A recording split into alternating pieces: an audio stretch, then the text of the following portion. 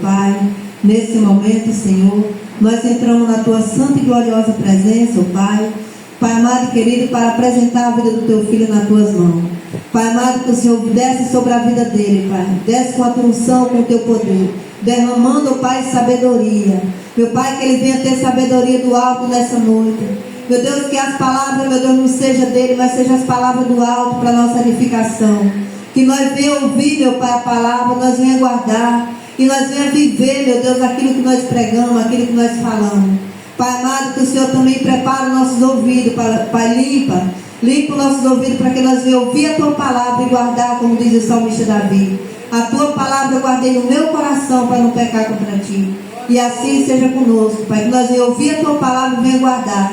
Pai, então nós entregamos Ele nas Tuas mãos nessa noite, orando e agradecendo ao Senhor em nome do Pai, do Filho e do Espírito Santo. Amém. Verso 1 diz assim: Davi, tem misericórdia de mim, ó Deus, segundo a Tua benignidade, apaga as minhas transgressões, segundo a multidão das tuas misericórdias. Lava-me completamente das minhas iniquidades e purifica-me dos meus pecados, porque eu conheço as minhas transgressões e o meu pecado está sempre diante de mim. Contra ti somente pequei e fiz o que era mal a tuas vistas, para que seja justificado quando falares e puro quando julgares. Eis que em iniquidade fui formado, e em pecado me concebeu minha mãe. Verso 6, meu irmão. Eis que amas a verdade no íntimo e no oculto, e faz conhecer sabedoria. Purifica-me com isopo e ficarei puro. Lava-me e ficarei mais branco do que a neve. Faz-me ouvir júbilos de alegria, para que gozem os ossos que tu quebrastes. Esconde a tua face de meus pecados e apaga todas as minhas iniquidades. Cria em mim, ó Deus, um coração puro e renova em mim um espírito reto. Não me lance fora de tua presença e não retira de mim o teu Espírito Santo. Torna a dar-me a alegria da tua salvação e sustém-me com um espírito voluntário. Verso 13. Então ensinarei aos transgressores os teus caminhos, e os pecadores a ti se converterão. Livra-me dos crimes de sangue, ó Deus, Deus da minha salvação, e a minha língua louvará altamente a tua justiça. Abre, Senhor, os meus lábios, e a minha boca entoarão o teu louvor, pois não darei sacrifício, senão eu os daria. Tu não te deleita em holocausto. O sacrifício para Deus são o espírito quebrantado, a um coração quebrantado, um espírito quebrantado e um coração quebrantado, contrito, não desprezares, ó Deus, faz o bem a Sião, segundo a tua boa vontade. Edifica o muro de Jerusalém, então te agradarás dos sacrifícios de justiça, dos holocaustos e das ofertas queimadas. Então se oferecerão novilhos sobre o teu altar. Amém, meus irmãos? Amém. Aqui, meus irmãos, nós estamos de frente a um salmo de Davi, né? Davi aqui começa a escrever esse salmo depois da queda dele, né? Com uma profunda reflexão, com um profundo arrependimento e com uma grande dor no seu coração. Depois que ele foi confrontado com o profeta Natan, né? Ali ele começou a escrever esse salmo, né? Ele começa a dizer: tende misericórdia, ó Deus, segundo as tuas benignidades, apaga a minha transgressão, segundo a multidão das tuas misericórdias. Aqui Davi, depois que ele foi confrontado com o profeta Natan, ali ele caiu em si, ali ele pegou, estava ali, ele começou uma reflexão da vida dele. E ali ele estava arrependido, né? E uma dor muito grande. Agora, meus irmãos, a dor de Davi, depois dali do confronto dele com o profeta Natan, não era uma dor de perder o trono. Davi ali não estava com medo de perder o poder. Davi não estava com medo de perder ali o reinado dele, a fama. Não, Davi estava com medo de perder a presença de Deus na vida dele. Por isso que ele começou a escrever esse salmo aqui dizendo: Senhor, tem misericórdia de mim.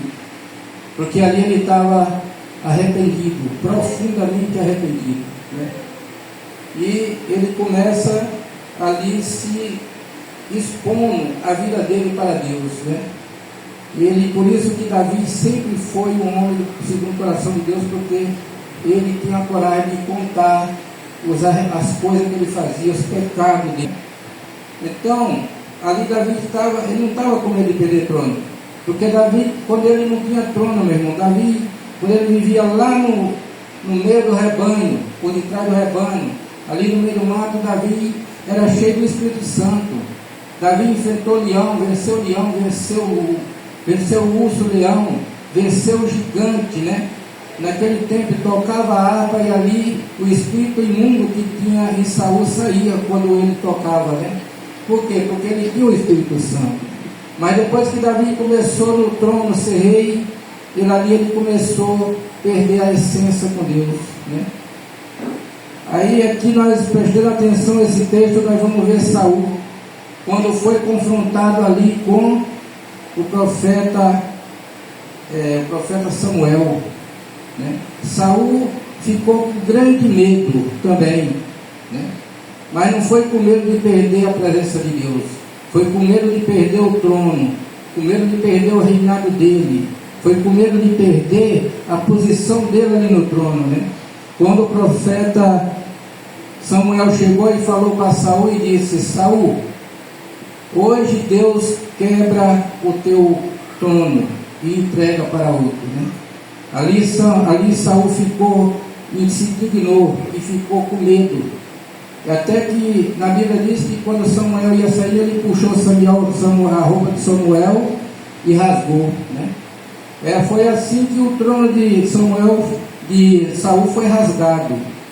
E o poder de Deus ali já tinha saído de Samuel. E ali de Saul. Saul tinha trono, mas não tinha a presença de Deus, né?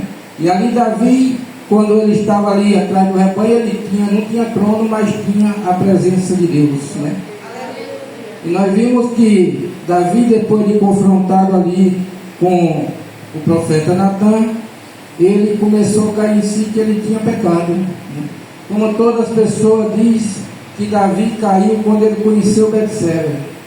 Mas, meus irmãos, não foi. Quando ele caiu aquela queda de Davi, há muito tempo ele já tinha caído. Até porque ninguém cai da noite para o dia, né?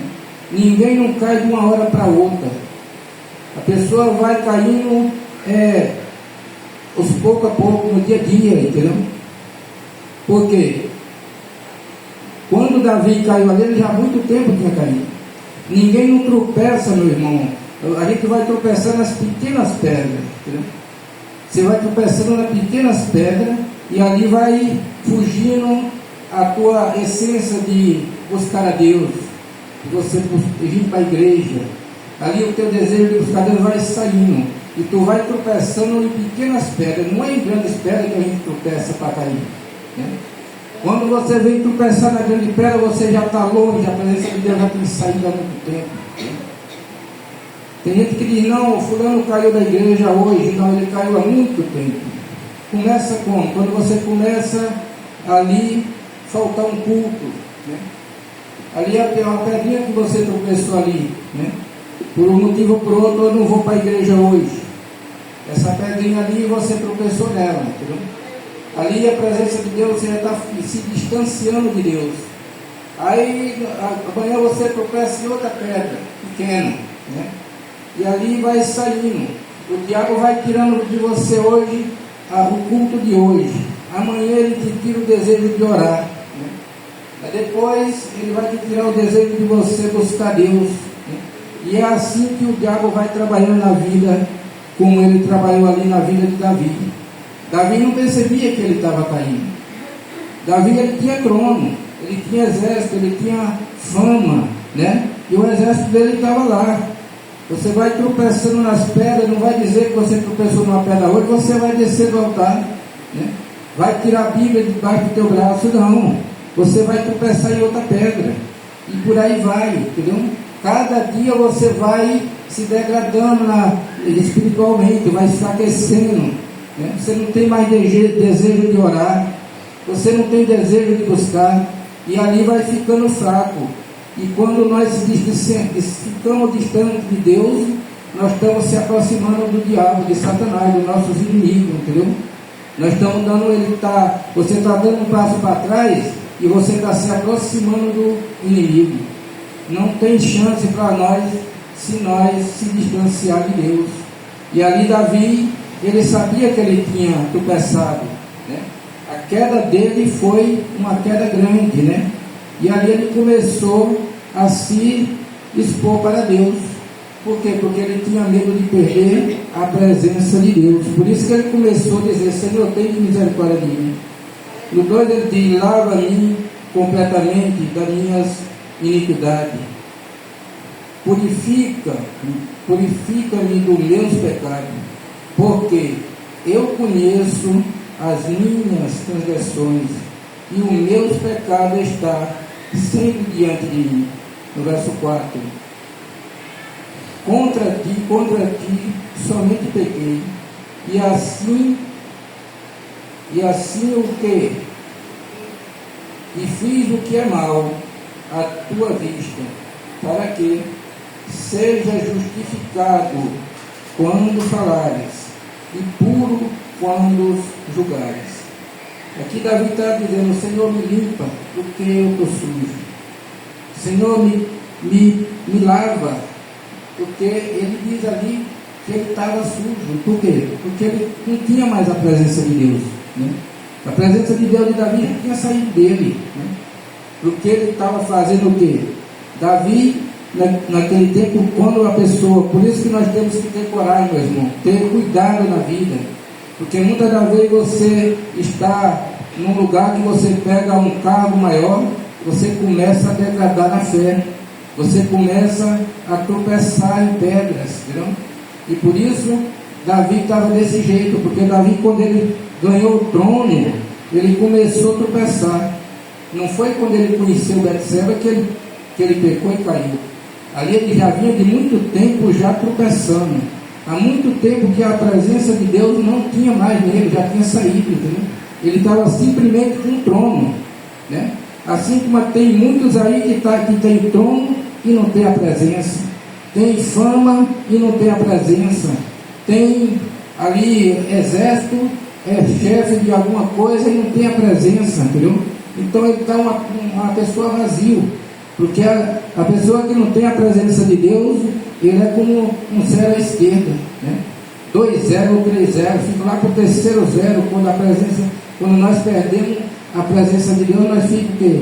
Um Zé ninguém, não é nada, né? Mas muitas das vezes a gente pensa que é, porque quando a gente está se degradando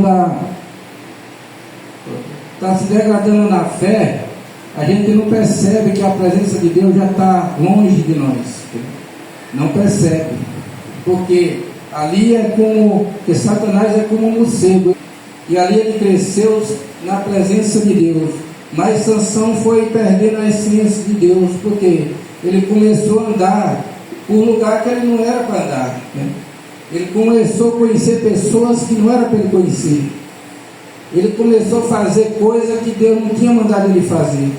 Por conta de quê? Porque Sansão ali, ele era respeitado, todo mundo ali tinha medo de Sansão, o filisteu ali nunca ganhou uma guerra com Sansão, e ele era só ele e a presença de Deus, né? E ali ele foi andando por lugar que não era para ele andar, falando com pessoas que não era para ele falar, né? Se misturando com pessoas que não era para ele se misturar, e ele ali, a Bíblia diz que ele casou com Dalila, né? Mas não foi a mulher que derrubou de Sansão, não perdeu a presença, não foi naquele dia. E ali ele confessou o seu coração para quem não podia falar, né? E aquela mulher, a Bíblia diz que aquela mulher cortou o cabelo de Sansão, e quando ele estava deitado, os filisteus vinham, ela acordou Sansão e disse: Sansão, os filisteus vêm contra nós. E Sansão levantou todo cheio de fúria e disse: eu vou vencer. Só que Sansão não sabia que a presença de Deus já não estava mais com ele. E quando ele chega ali, a Bíblia diz que os filisteus pegaram ele, né? Atacaram, ele já não era mais ninguém, já tinha perdido a essência, perdeu a força, perdeu tudo. E ali aqueles homens pegaram ele e cegaram Sansão, né? Por isso que nós temos que ter cuidado, né? Dessas pedrinhas que nós vem tropeçando de pequeno. Ninguém perde a presença de Deus de um dia para o outro. Vai falar de Davi, né? Davi ali, quando ele começou no reinado dele, ele já começou ali sendo o rei. Ele tinha fama, ele tinha sucesso, ele tinha reinado, ele tinha exército. Mas ali Davi fez o quê? Ele já tinha perdido a presença de Deus, já não existia em Davi. Naquele dia Davi, a Bíblia diz que Davi ficou em casa, né? Davi estava ali com seu exército bom, tendo sucesso, vitória, mas quando ele estava, um dia Davi resolveu ficar em casa, assim como muitos estão ficando em casa, né? Essa aqui, muitos ali estão ficando em casa, em vez de vir para a igreja, para louvar o Senhor, para orar, para buscar a face de Deus, para que não saia da presença de Deus, muita gente está ficando em casa, entendeu? E essa Davi ali, quando ele resolveu ficar em casa, meus irmãos, ele ali na sua zona de conforto, eu creio que ele disse assim: hoje, mas seu dia, ele disse: hoje eu não vou trabalhar, né?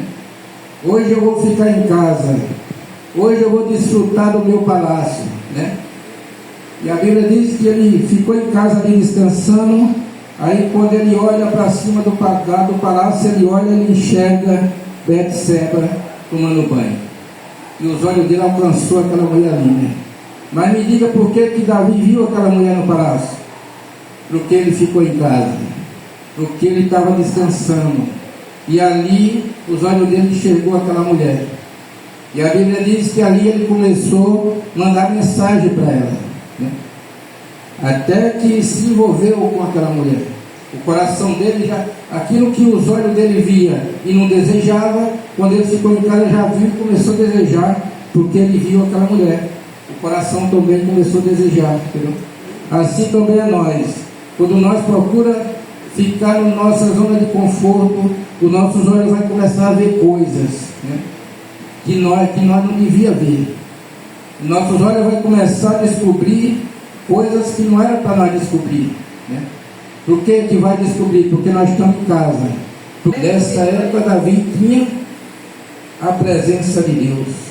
E nós, meus irmãos, temos que ter cuidado para que nós não venhamos perder a presença de Deus, para que nós venhamos ter medo, assim como Davi teve medo ali de perder a presença de Deus, né? Mas Davi é diferente de nós, porque ele chorava ali, ele estava com medo de perder a presença de Deus. E nós não temos medo de perder a presença de Deus. Nós temos medo de perder o que nós temos. Você tem medo de perder dinheiro, você tem medo de perder pessoas, mas não tem medo de perder a presença de Deus, né? Nós estamos como Saul, eu e você somos como Saul, que temos medo de perder o trono, mas não tem medo de perder a presença de Deus. Casei com ela, né? Sou rei de Israel, e aqui quem manda tem um exército forte, e aqui quem manda sou eu. Pronto, acabou. Quem é que vai dizer que está pecando? Porque ele casou com ela, ele matou o marido dela, casou com ela. Quem dizer que ele estava errado? Ele estava certo, tá? Mas Deus, sabendo de todas as coisas, meus irmãos, ele manda um profeta lá ter com Davi, o profeta Natan. E quando o profeta chegou na casa de Davi, eu posso até cogitar que o profeta chegou e disse: e aí, Davi, como é que está? Está tudo bem? Davi: está tudo bem, estou prosperando, o exército está prosperando, o meu reino está prosperando, mas está tudo bem, não tem nada errado aqui. Aí o profeta, mandado por Deus, que muitas das vezes